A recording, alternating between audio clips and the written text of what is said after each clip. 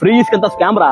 వేలకు వేల రేట్లు పెట్టి అమ్ముకు తప్పుతున్నారు. తమ్ముడు రండి, నువ్వు ఒక సూపర్ మార్కెట్కి పోతావు, ఆడ 25 కేజీలు రైస్ కొంటే 25 కేజీలు ఫ్రీ అంటాడు. ఆఫర్కి టెంప్టే నువ్వు కొంటావు, కానీ ఫ్రీ కదా అని చెప్పి నువ్వు దోశలో తీసుకోలేవు కదా. దానికోసం ఒక కవర్ లో ఫిల్ చేసి తీసుకెళ్తావు. లోడింగ్ దానికి 10 రూపాయలు తీసుకుంటాడు. మీ ఇంటి దాకా తీసుకెళ్లాలంటే నీకు ఆటో కావాలి. వాడు ఫ్రీ రైస్ కదా అని ఫ్రీగా తీసుకెళ్లాడు కదా, వాడు 100 రూపాయలు అడుగుతాడు.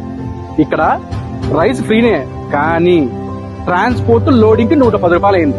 అట్లే 4.5 టన్నుల ట్రాక్టర్ ఇసుక 1300 పడింది. అంటే ఆ 1300 దేనికి ఖర్చు అయింది? ఇసుక కాదు, లోడింగ్ కి ట్రాన్స్పోర్ట్. అదే ఆ ప్రభుత్వంలో అదే ట్రాక్టర్ ఇసుక 8,000 నుంచి 10,000 దాకా పడింది. అదే లారీ అయితే 50,000కు పైగానే పడింది. ఇప్పుడు చెప్పండి, ఎవరిది అరాచక ప్రభుత్వమో? మీ తప్పు తెలుస్తుందేమోనని మంచిని కూడా తప్పుడు ప్రచారం చేస్తే మీ సింహానికి సార్ సింగిల్ సీటు కూడా కష్టమే. గుర్తు పెట్టుకోండి.